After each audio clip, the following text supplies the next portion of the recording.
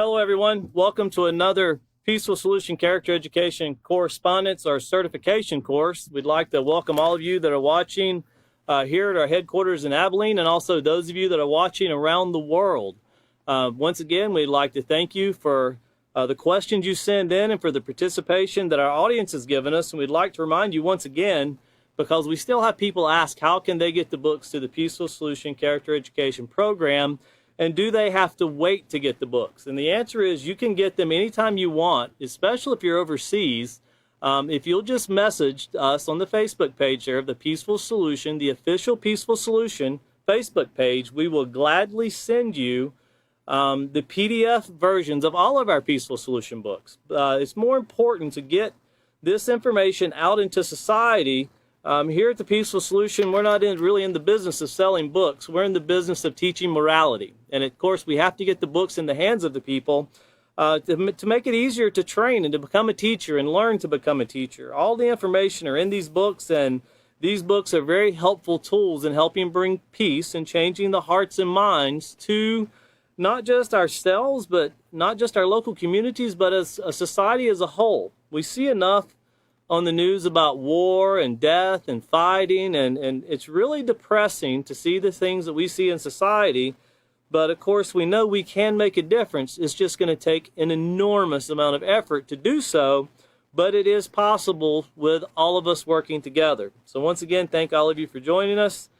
We see your messages, so please make sure to keep sending them in. We look forward to addressing those messages and answering your questions. They're always welcome. So if you'll be turning over, once again, we're in the self-control unit. We finished up chapter 4, the last class, with what I have learned. And of course, that was applying self-control to interaction and communication. And tonight we're going to pick up where we left off in the last class, was the very beginning of chapter 5 of the self-control unit, which is maintaining your self-control. And if you remember all the way back to the character unit, we talked about what it meant to maintain our character and how we have to work at these things. And of course, it's like a car as it's compared to. You can't just get in it and drive and never do anything to, keep it in working order. You have to maintain. When something's growing a little weak, when something's getting a little worn, you got to make sure you adhere to that and pay attention to it. And the same things with our character. And of course, in the self-control unit, we learned about anger triggers so far and controlling our emotions and what exactly those triggers are. We've also discussed the difference between anger and rage and what it means to not actually control these negative emotions when they arise. When they come up, when controlled, they can be put into order and things can continue in a peaceful manner. But when left uncontrolled, and not dealt with, things can get out of hand very quickly. And as we've said many times in these classes, people can get killed. It literally is a life and death situation when we talk about morality. And we will get into that much more, learning how it is life and death situations that we see taking place before our very eyes. And I want you to think about something before we get into our lesson plan tonight. When someone says, how can we prevent school shootings? Or as took place in Philadelphia today or yesterday, the shooting in Philadelphia, the mass shooting. And then, of course, you have Buffalo. And you can name one city after the next city after the next city. It's an endless streak of violence. And, well, how can we do that? Well, if you remember back to the very beginning, every action begins with a thought. If we could change the way people think, put a more peaceful mindset into people, put a mindset of how to find a peaceful solution and still how to let the anger become uncontrolled and rage break out to where revenge is sought, this get even, fight back. Remember, the author of the Peaceful Solution learned at a very young age from his father, and he never forgot it, and it led to the creation of a huge character education program that now exists all around the world in many different countries. Here from our headquarters, it's always such a pleasant sight to meet with children in India and Nigeria and Kenya and Ghana, Mexico and Argentina and so forth, and Trinidad and Tobago, Jamaica. You can just keep naming the countries that we go into, even into the European countries. And it's always an honor to see how everyone can agree with this program that gets involved, and everyone sees the benefit of it. And of course, here in the United States, in all 50 states, the Peaceful Solution is taught and is also offered, once again, free online. But looking over here to LP5A. LP5A, that's our lesson plans, and remember, that's why you need a teacher's manual. Those are the grade tab pages that are only in the teacher's manual. And this note to the teacher is something the students won't see. This is for the teachers to get their mindset. And as a teacher, we're going to go over some things tonight, what it means to get our mindset. It isn't just reading through LP5A, but it means to go through it and then rehearse what we've read before in the units previously. And tonight we're just going to be going back, for time's sake, just to the character unit. But if you were doing a really nice preparation for the class, you'd pull in the acceptance unit and you would get your pages all lined out when you have the time to do that. But we just want to show a brief summary of what we're talking about tonight and moving forward. But starting back out with LP5A, it says, do you remember a time when much of what was on television was educational or family oriented?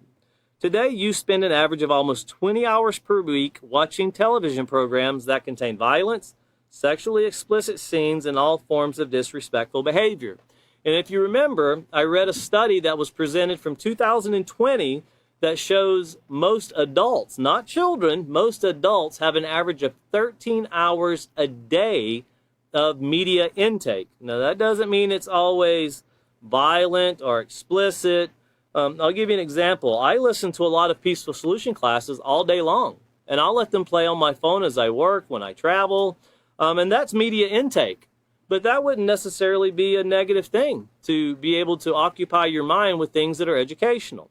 That's something that would be a positive thing. So I'm not saying all media intake is negative, but when it contains violence where people are getting harmed, abused, killed, anything that's sexually explicit that goes into making it look like, here, you can do this and don't worry about the diseases, the reality of life itself, those things are very derogatory. Those things are very damaging, and those things are what lead to people, as you see here, these forms of disrespectful behavior, these scenes. When you don't understand the magnitude of the action that you're committing as an individual, you don't understand the consequences that it brings not only to your life, but to all the lives around you. And that's one thing we have to understand. We like to be sometimes very introverted kind of people, where we, in our thoughts anyway, where we only think about ourselves. But we have to realize when we make decisions as parents, as authorities, you can be a teacher, a guardian. When we make decisions, sometimes it takes a little bit of time before our decisions affect someone's life. Sometimes it's instantaneous. Like if your child asks, hey, can I go out and play? Well, no, you need to do your homework. Well, that decision was very instantaneous, and of course, it affected someone else's life. Now, of course, they might not like that, but once they get into the rhyme and reason and seeing why these things are more beneficial, not that you can't go out and play, but these things have to be done first. Could you imagine if the child come home and said, hey, I'm hungry, can I fix something to eat? No, I didn't go to work. I wanted to go out and play instead. So we don't have any money today. It would be very counterproductive. But this is something that we have to always focus on moving forward. Setting our goals, as we talked about in the acceptance unit, remembering what our goals are, writing them down. Remember, those people who succeed in accomplishing their goals, they write them down. And of course, moving forward. But we're talking about tonight the things that can actually sneak in a very kind of deceptive way, in a way that you laugh and you enjoy it, and everybody goes and, everybody's a kung fu expert when they're leaving the theater after watching a kung fu movie, or, you watch the latest, greatest, like Top Gun. I remember someone asked me here long ago, the new Top Gun movie coming out, and they said, hey, do you remember the Top Gun movie from back in the 80s? I was like, you know what? I do remember that. I remember driving by the theater that was close to my house and watching it be up there. It was like a year and a half it was running at the theater, which was an astronomically long time. And they said, well, what'd you think about the movie? I don't know. I've never seen it. I've never seen the movie. So I don't really know. I've seen advertisements about the movie, but I've never seen the movie. But I've heard people talk about when they come out, you get this like, you're all patriotic now and you're ready to go take on Russia or China, so to speak. And, it's like, well, that's great. But, if we go attack another country, is that really going to help all of us? Well, some people would want to debate that, but really get down to the very basics of what we're talking about here.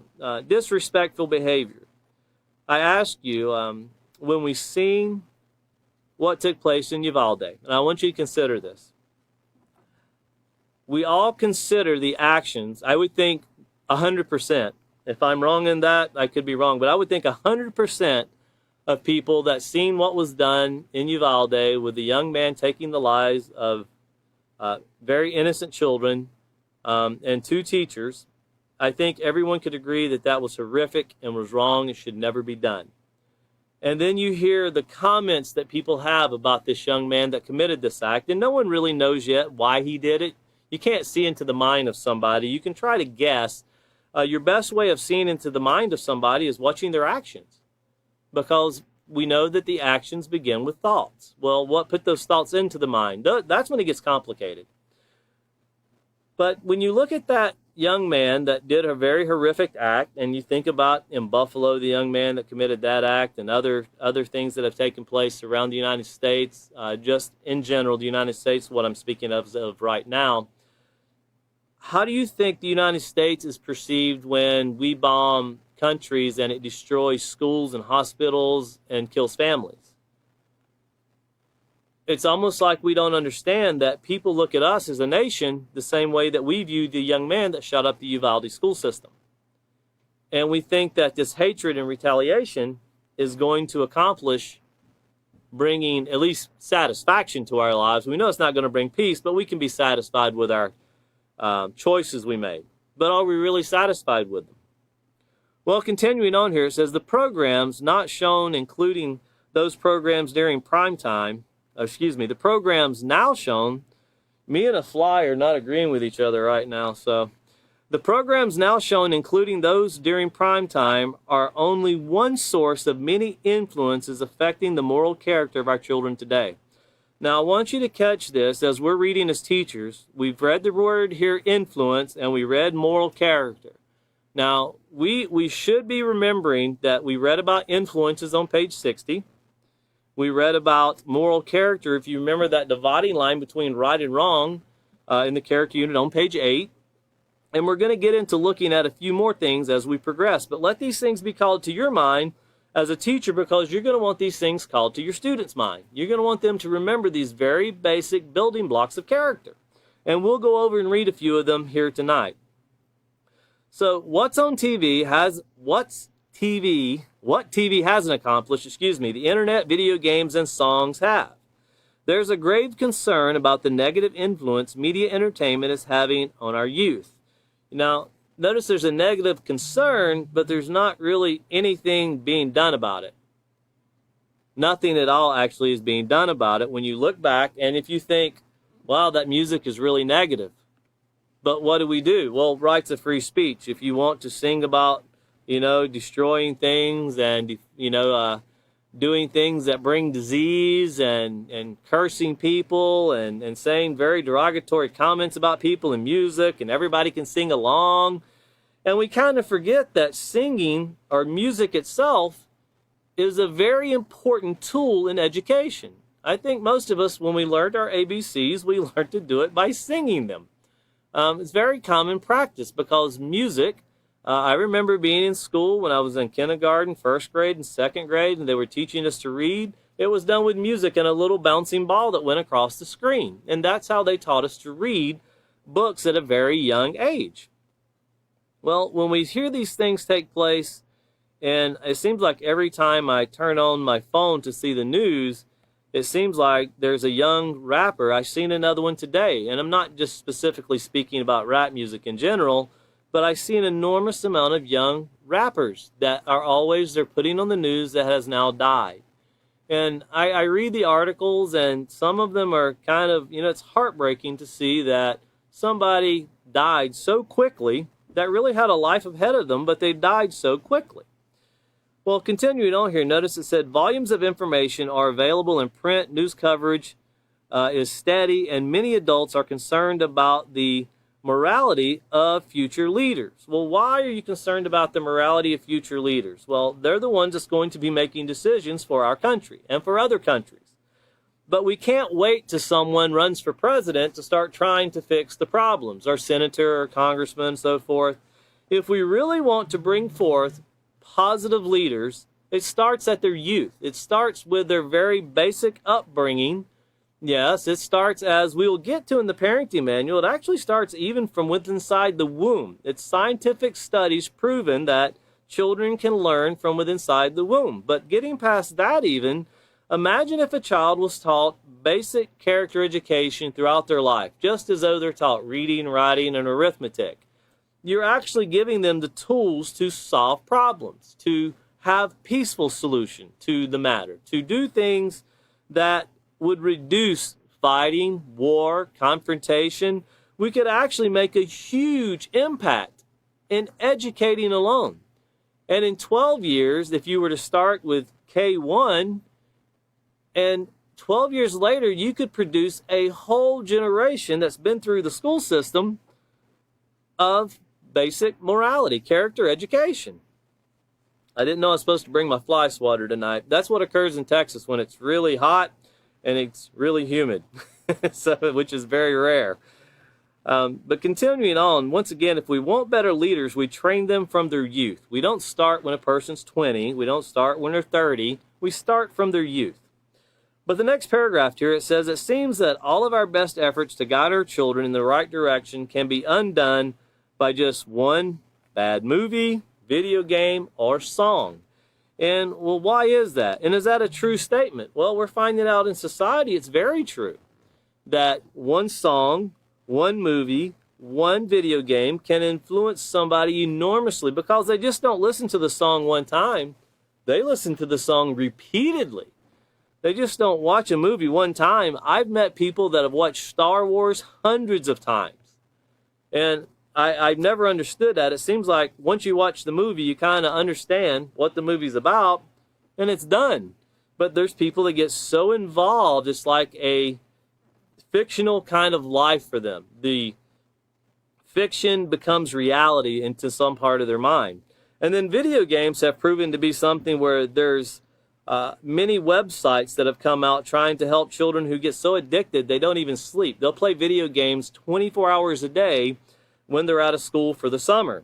And then getting back into the school year, they still find themselves addicted to where they're still playing them. As soon as they get home, sleep long enough to get back to school. And it's a very addictive thing. It's just like a drug. You can get so addicted that you can't make a sensible decision. And it's not just video games I'm talking about. It's negative character can be addictive. Negative character, doing things to where you feel like I don't have to be really responsible for it. Because that's one thing that's kind of murky when you look at it, so to speak. The results of negative character, you don't really see the results when you're committing negative choices.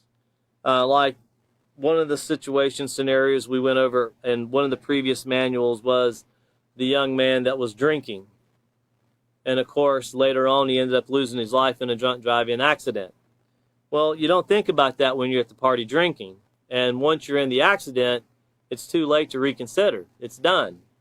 Well, we have to put it in the minds of the youth and adults to make the right decision before the consequence comes. Everybody regrets a negative choice once they're found. Whether it be you're standing, the most popular place you'll see negative choices, the results of them. And here in Abilene, we see them every day. And that's the mug shots they put on our local news websites here in Abilene. You always see a mug shot of someone every day. And I always thought that's what the result of a negative choice really looks like. Because a lot of those pictures, when you see, and sometimes you don't think about this, when you see a mug shot of a person, you're looking at a person that's getting ready, that has the potential of going away for many years. 5, 10, 15, 20, 30, 40. Their whole life has just evaporated into a very small room now. And they had potential the whole time. Well, where did this start? And what led to these choices? That's what we're wanting to evaluate, look at, and change. Notice here it says that these movies, songs, and, of course, video games, when coupled with peer pressure and the desire to conform, these influences are having a major impact on students of all ages. And there's two more words that, as teachers, we should be remembering, as we've already covered, is peer pressure and also influences. And if you remember, influences we covered on page 60 of the character unit, and peer pressure was on page 70. And when we get to the end of this, we're going to go back and look at a couple things to put it back into our minds before we move forward. But it says, in this lesson, speaking of chapter 5, students will learn how powerful influences can be in their life. You know, it's kind of like when a youth 16-year-old gets a really fast sports car. They don't really realize the magnitude of the power. You know, it's the difference between driving, you know, as they talk about Camaros. It's the difference between driving a Camaro that has a 2.0 four-cylinder or a Camaro that's an LT that has a Corvette motor. They both look pretty close to the same, and if you're not used to driving one compared to the other, you can find yourself in a very bad scene very quickly, because things move a lot faster in one than they do the other, even though they're both very capable of costing you your life.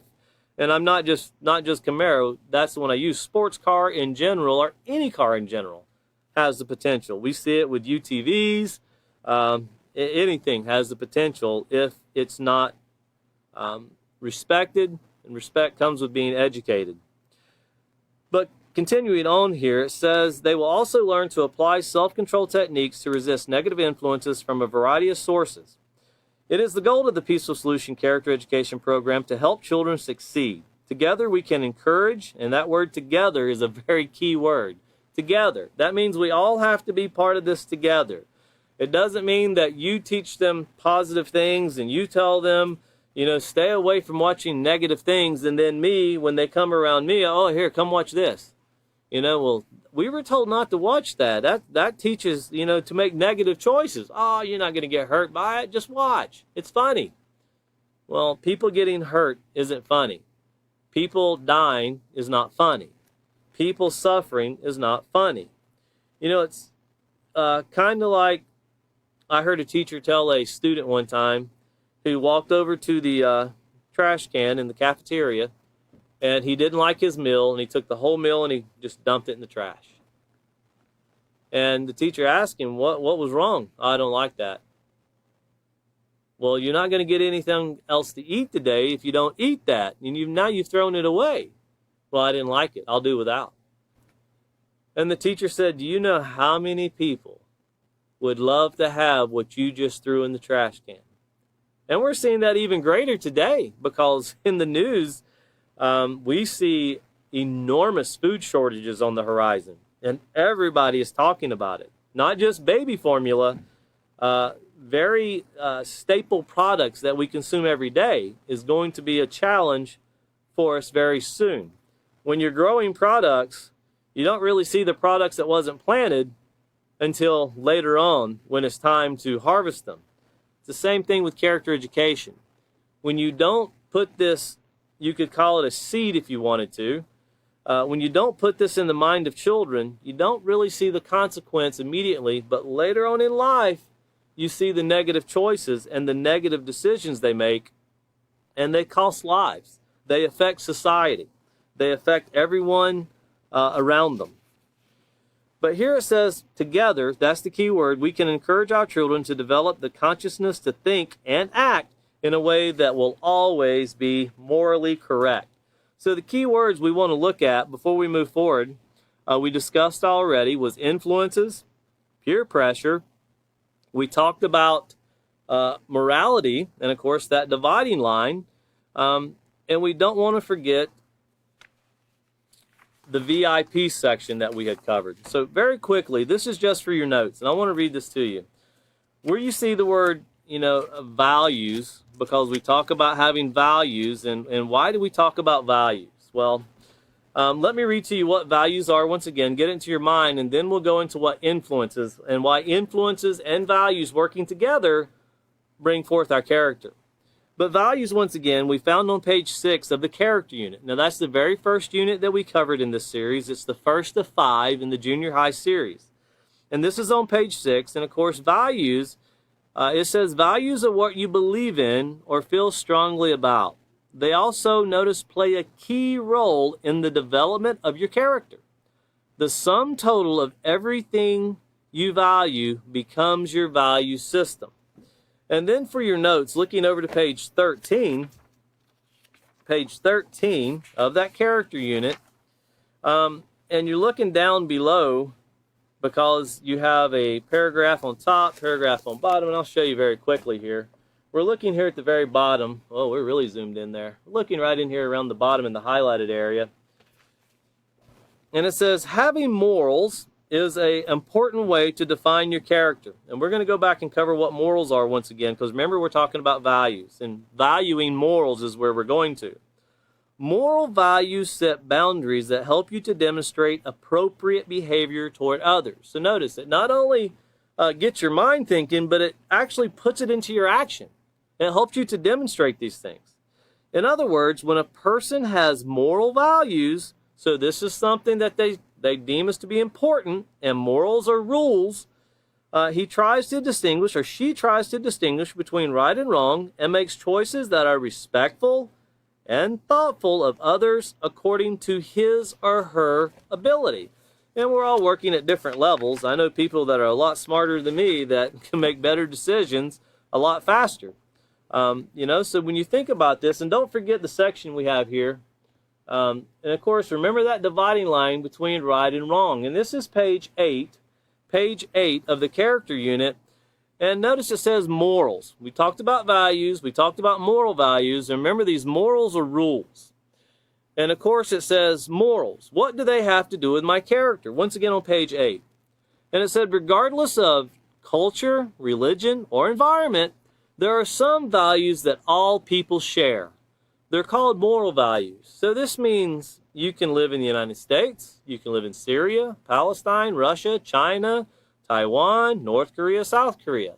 You can live in Pakistan or you can live in India. And we're talking about people that are being very confrontational to each other, that have a history of being confrontational.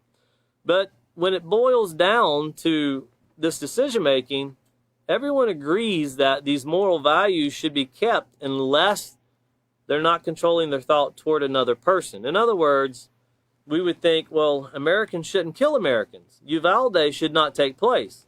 I think we all agree with that. I would hope everyone would agree. What we see in Uvalde, Philadelphia, Buffalo, other areas, no, that this should not take place. What takes place in Chicago on a weekly basis should not take place. But in the very same instance, what takes place with Ukraine right now? What takes place with Syria right now, who is still a nation where other nations are stealing their oil? You can say Libya, who is still a nation where countries are coming in and stealing their oil. Why the people who live in those countries suffer, they live in poverty, why people take their wealth away from them. That's not something I would say is morally correct. But if it was done here in the United States, what would we say? Well, very negative things said about the young man in Uvalde. I'm not defending him in any which way, shape, or form. The young man in Chicago, young men in Chicago, there's multiple in Chicago over Memorial Day weekend, young men in Buffalo, and so on. These are very negative actions, but why do we value, or why do we look at it differently when we feel like it's our enemy we're doing it to? Why is it not okay to kill this person, but it's okay to kill these people? How is that morally correct?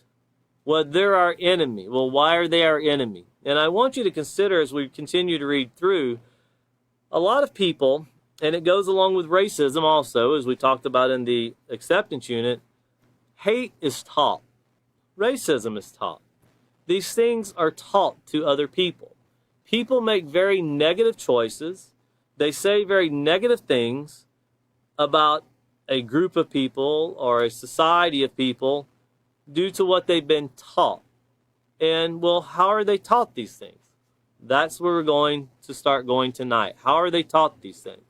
Parents walking around going, and I've seen this about the young man in Uvalde, the grandfather going, I'd have never guessed this. I would have never seen it coming. You know, I don't think the grandmother probably thought she was going to get shot in the face. And you see it time and time again with these shootings that take place. I remember other school shootings, especially like, one of the most popular ones that I can remember was the Columbine school shooting.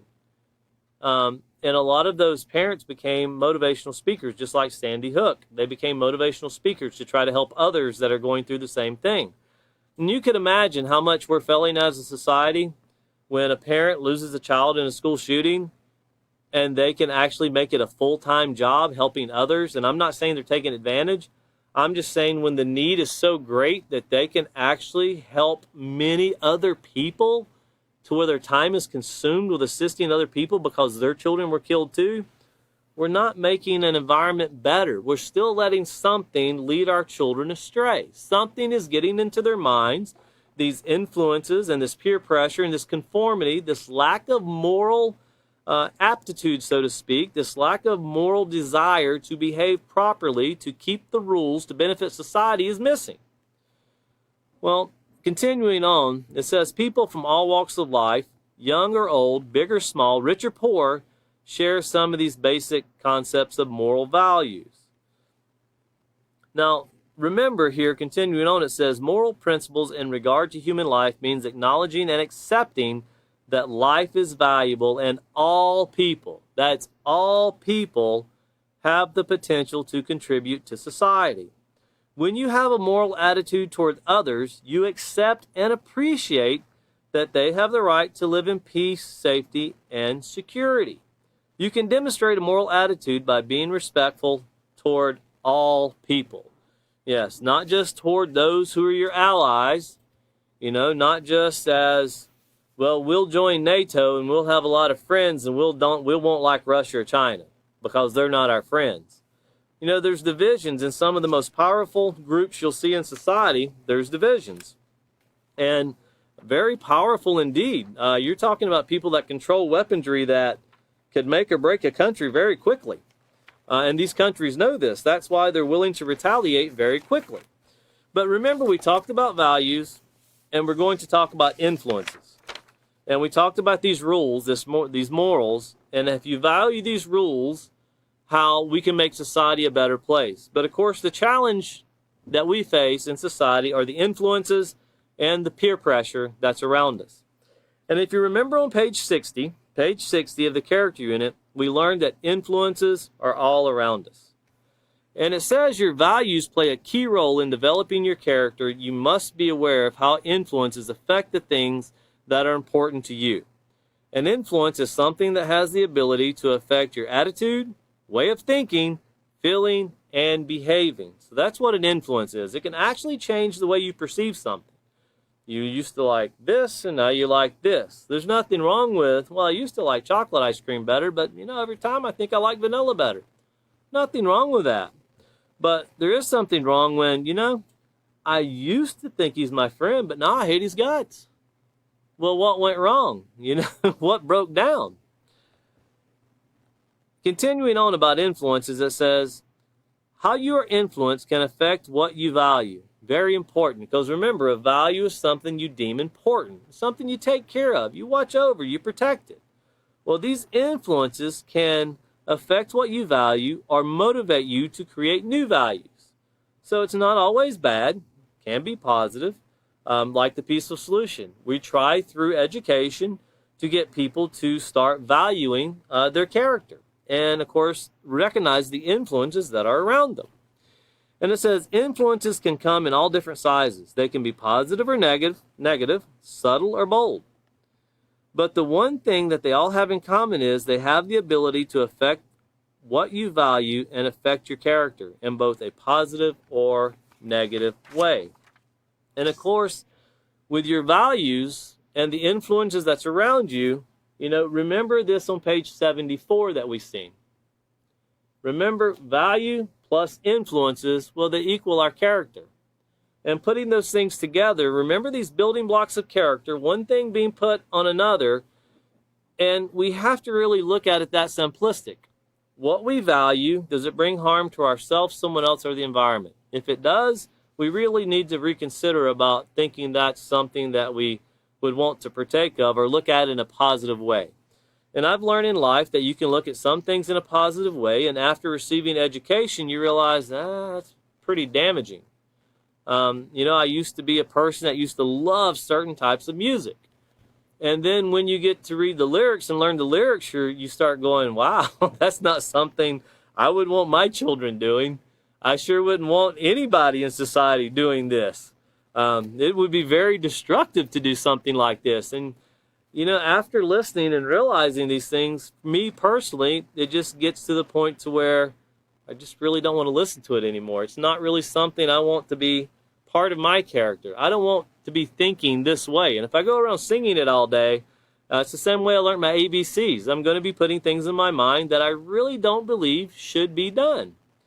But here on page 74 of the character unit, it says, being aware of what you value means, notice, carefully considering, not impulsively, but carefully considering what you are allowing yourself to be influenced by. For instance, someone who views a lot of violent movies and video games and listens to songs with lyrics that depict violence will begin to value aggression as a way to solve their problems. A person who values friends above all else will be easily influenced to do things that they know are wrong just to fit in. Never forget chapter 4 of the acceptance unit, where we go through the steps to evaluate someone becoming a friend. Those are very important things to always keep bringing back into the minds, because once again, what are you evaluating? You're evaluating their values, the way they influence you, the peer pressure they apply to you, and their character in general. Those are the things we're looking at. We're not, examining whether they wear the nicest shirt, the nicest shoes, have the latest, greatest haircut, do the latest, greatest trends. That's not something that we're really looking at. We're talking about choices and choices of character. Now, you can tie in the way someone dresses with choices of character, but right now we're concerned more with this intake of influences and peer pressure that they apply to other people. And once again, it says here, if you repeatedly watch acts of violence of any kind, these actions are recorded in the library of your mind. Later, even after many years, these can come back in instant replay, and you can find yourself doing the very things seen so long ago. This has proven true to me, because I can drive down the road in Texas in the summertime. People love to turn their music up, roll their windows down. And many times I've heard going down the road songs that I have not heard since high school, which would be the late 80s, early 90s. And instantaneously, every lyric of that song can come back to my mind. And it can be 20, 30 years since I've heard this. And it can come back very quickly. Wasn't even thinking about it until the car pulls up beside of you, and then immediately it's right there. It just goes to show how powerful the mind is, and how great of a database the mind is, and how we really pull our decision making off what we allow to be fed into our mind. It's just like if you have a computer, and let's say you want to do a PowerPoint program or a PowerPoint presentation. You buy a computer, but you didn't buy Microsoft Office, and you don't have PowerPoint on your computer.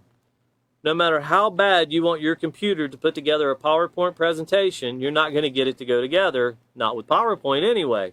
You have to obtain it, and then you have to learn how to use it. And it's the same thing with the information we obtain in our mind. We can only make decisions off of what we allow to be put into our mind.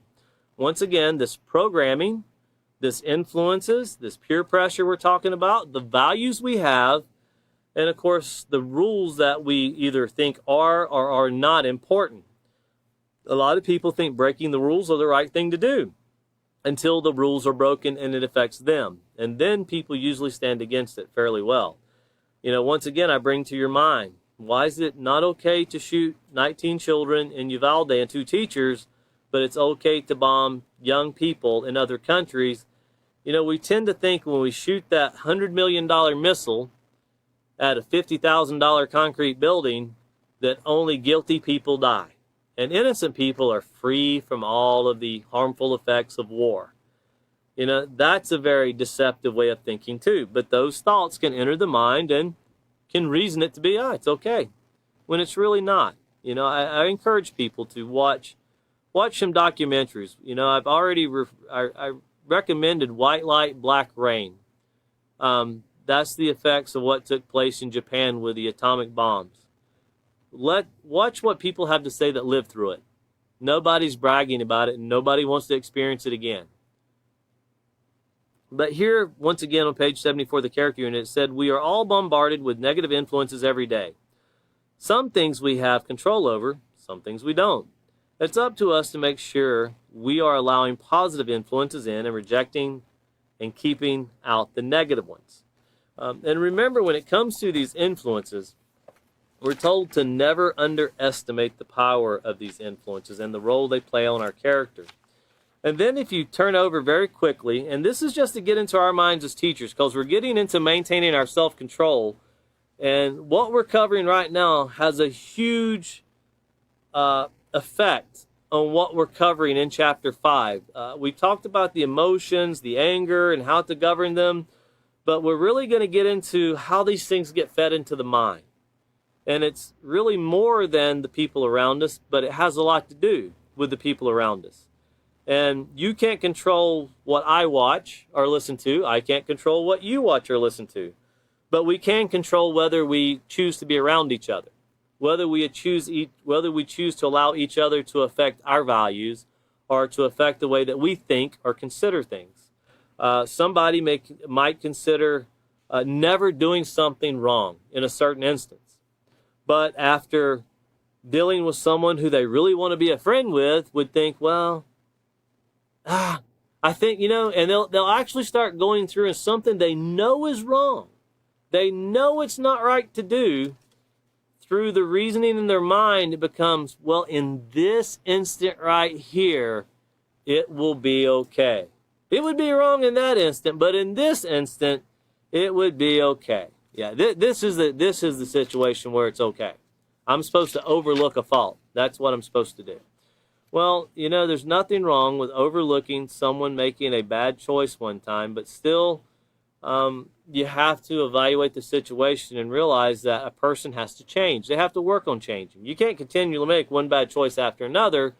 Eventually, the consequences catch up, and the end result is usually death. We have to learn that change is a very important part of bringing peace to society. But once again, here on page 70, it's entitled Peer Power from the character unit. And it says, as you get older, you rely on your friends more for companionship and acceptance.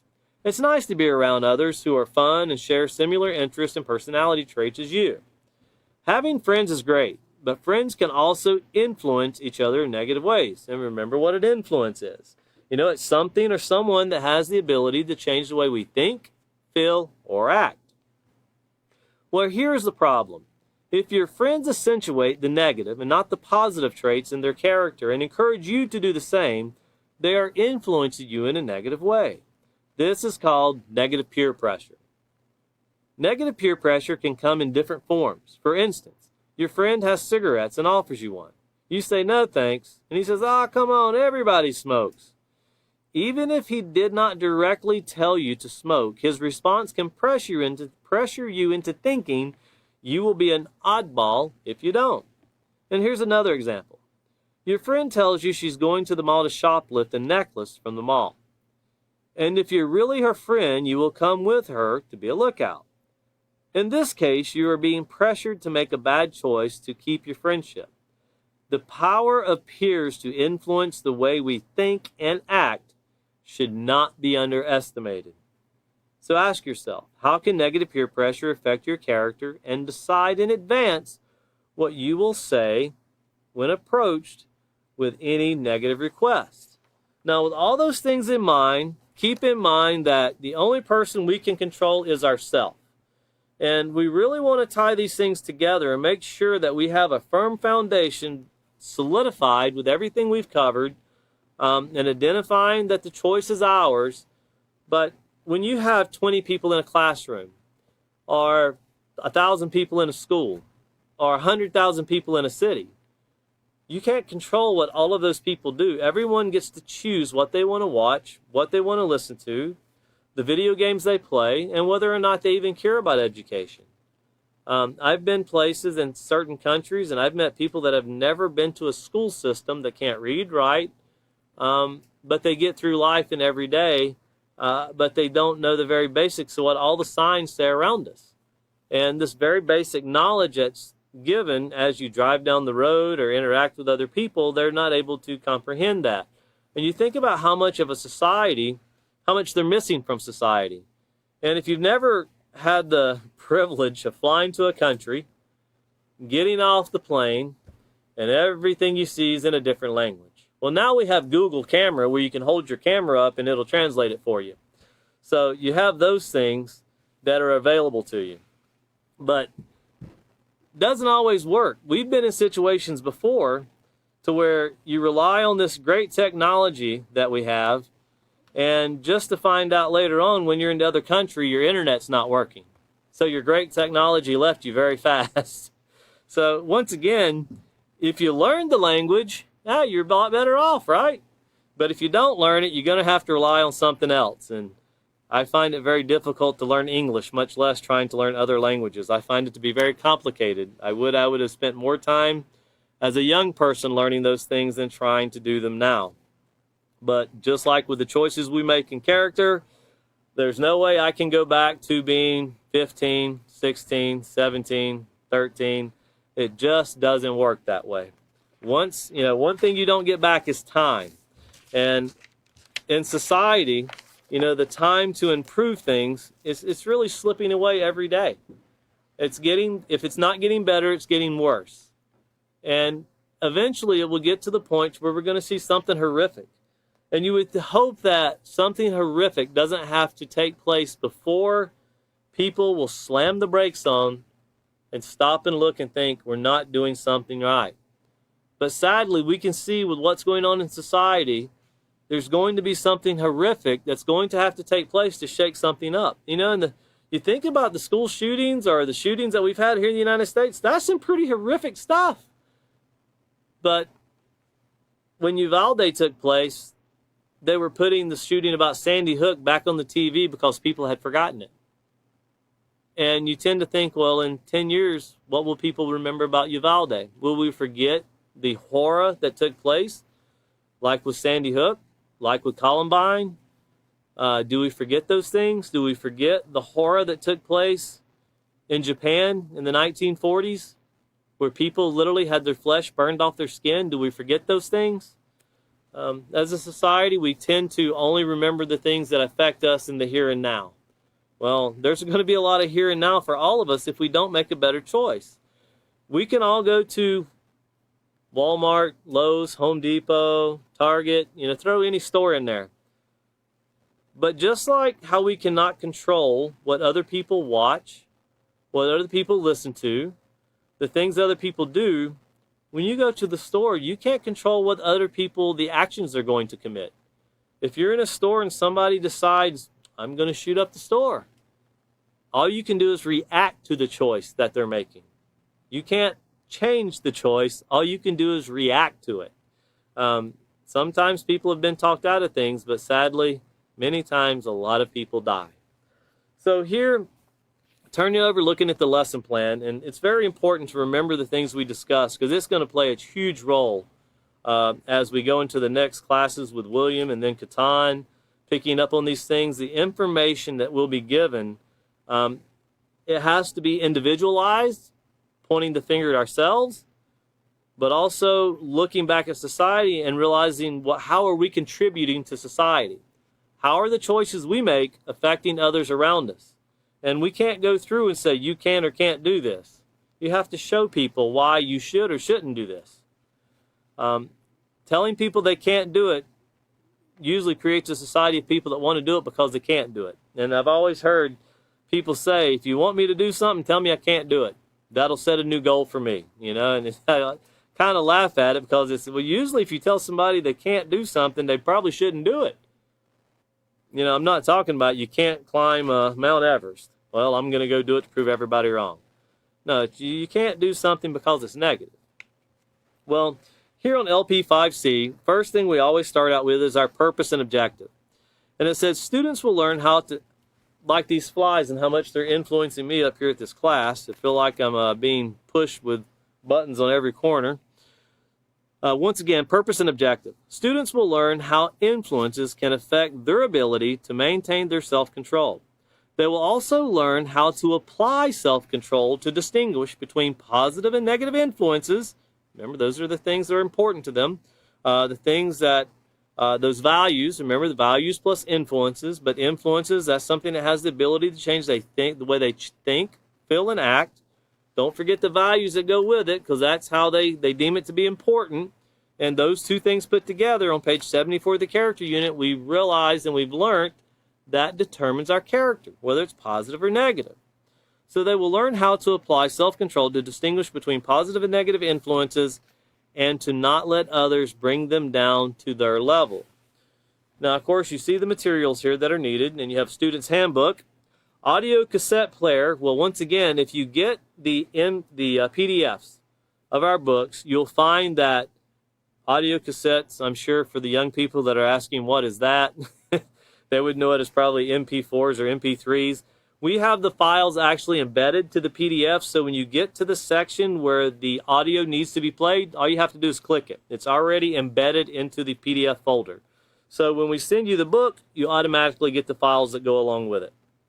And of course, then you have the teacher's manual, audio lesson cassette tape, which they're now MP4s or MP3s, and they're embedded into the book itself.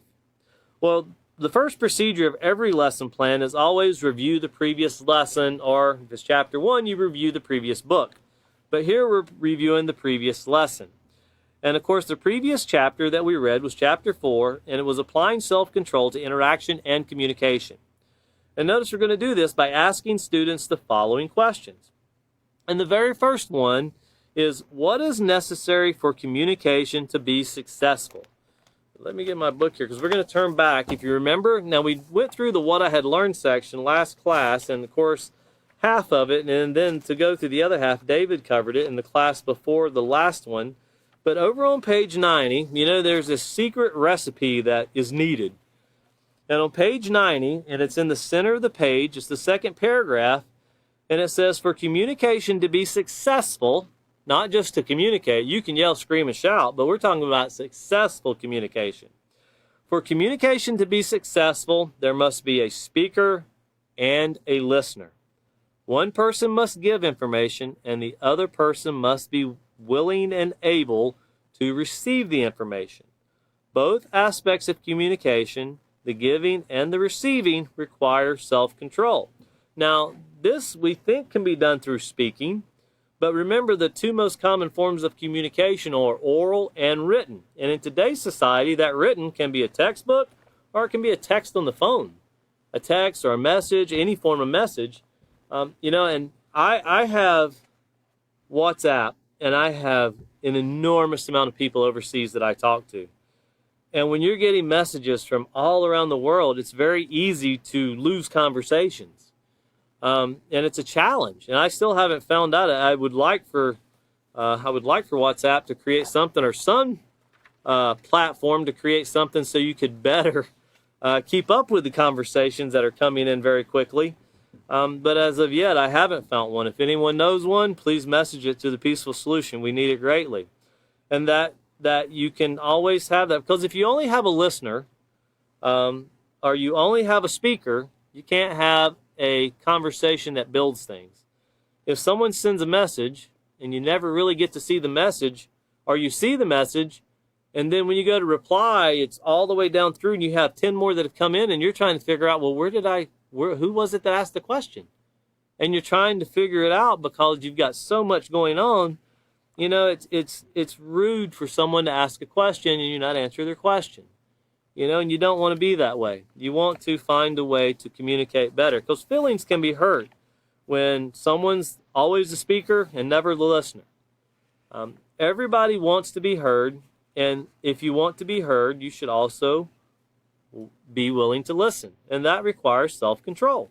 And that even takes place in text, where people ignore the messages coming in and they're only texting what else they have to say. And I've seen that take place many times where people are not even reading messages from other people. They're just blowing up their phones with messages because they're upset, they're frustrated, and they're really not doing anything that's productive other than expressing what they feel. Nothing wrong with getting it off your chest in the proper way. But here, going back to LP5C, we also see one of the reviews, the B, the question that we're to ask our students. What should you do if you find yourself in a conflict and the other person is disrespectful and on the verge of losing control? Well, remember on page 106 and 107, we talked about that. And of course, we have the RESPOND acronym that also goes along with that. And remember, in the RESPOND acronym is something through practice, repetition, is something we can get into our minds. And remember the RESPOND acronym: to remain calm, evaluate the situation, stay objective, practice being polite, overcome the desire to retaliate, negate the negative, and then determine. Determine in your mind, setting your mind in advance to maintain positive communication. And once again, that should bring to your mind page 80 of the character unit, where we talked about what it means to set our mind in advance. And remember, over on page 106, we read here in the second paragraph that when you're in a conflict where someone is on the brink of losing control, so they're right there on the very edge of it, it's up to you to not allow their behavior to influence the way you respond.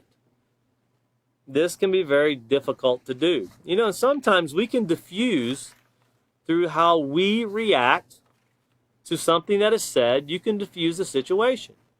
And people that are in customer service, as I mentioned before, they're trained in these things, on how to diffuse a situation, because when you're a business and you have people that customer service, you know, usually is just dealing with complaints a lot of times. Sometimes it's just questions, but a lot of times from what I've talked to big corporation, customer service usually deals with enormous amounts of complaints. And one thing I found interesting was they look at it as, well, this is money to us. We're paying these people by the hour, not by the phone call. So we train them to get past the complaining and get to the problem as fast as they can, because that is how we increase productivity in answering questions and solving problems. So they say a lot of times the job is to let the people express themselves. Whatever's on their chest, let them get it off their chest, because until they do it, you're not going to deal with it. And after they get it off their chest, you address it and how you can fix it, and then you work towards fixing it. And I thought that was it's a pretty smart way to do things, you know, and we need to really do that in society. Stop arguing about things and start fixing things. Arguments doesn't solve problems. Arguments just prolong the solving of a problem. And if you've never experienced that, you will one day in life. And you'll learn after all the arguing is done, after all the expressing of someone is over, you still have the problem to deal with. And true leaders, they take hold of the situations, and that's what we're all training to be. We want to be true, positive leaders. They take hold of situations, and they deal with them in a positive way. And we're all working towards being, you know, that leader that everyone can look to. And I know a whole group of people around the world that are truly wanting to be positive leaders, not just for somebody to look up to, but so they can make a better place in society for not only themselves, but for their children and generations to come. So looking here, I want to close out with this. I'm going to leave Procedure 2. William will pick up on Procedure 2, but I want to read you an article really quick, and it's about these influences. And remember the speaking and listening, what we were talking about here. It requires someone to give the information and someone to receive the information. Well, this was a study that was done here not long ago. It was printed. It was published in March 15th of 2022. And this is from Health News, which was from U.S. News. And it says here, the headline, and I'll show it to you here. It says, suicide rate is spiking upwards in pre-adolescent children. Now, suicide rate in teenagers is already extremely high, but it's spiking. That means the extremely high rate we already had is hitting new levels. You know, we worry about gas prices going up. We worry about food prices going up. We should really be worried about the young people in our society committing suicide, because that rate is spiking, as they say. It says in the past 2 decades, a growing number of preteens have taken medicines or other chemical ways as a way to end their life. A new research warns. So it's not, you think of the suicide, we always think of shooting or the really graphic of slicing something. Well, no, they're not just doing that anymore. It's the medication that's found in the house. You can lock up the gun and you can hide the knives, but what do you do with the chemicals? Children are doing some very horrific things. I've even read about children that were drinking chemicals that were meant for cleaning plumbing pipes, and it was destroying them and killing themselves. Well, in closing out here, I want to read you this last part. It says, the mental health of children has become a big talking point in the light of the pandemic, but the study data showed the problems has been percolating for years. It's on the rise. There has been a 4.5 increase in suicidal ingestion cases among children between the ages of 10 and 12 in the last 20 years. So it's went up 4.5 times. And these are children that are ingesting poison to take their own lives. Now, that's horrific. But my question, and the reason I read that to you is, in 10 or 12 years, what have these children experienced? What is the influence? What is taking place in their lives that are leading to decisions being made when their lives are just beginning? These children aren't even getting to middle school. They're only so far out of, not being able to walk and talk. And they're taking their own lives that quickly. Well, we're going to cover those things, and the Peaceful Solution is going to discuss it a lot more in detail on how we can make better choices with education, with giving people the right tools to make the right choice. So our next class we're going to pick up will be this coming Wednesday. It'll be June the 8th. And once again, it'll be at 5:30. And William will be picking up on Procedure 2 of Chapter 5 of the Self-Control Unit. Thank you once again for joining us, and we look forward to seeing you again very soon.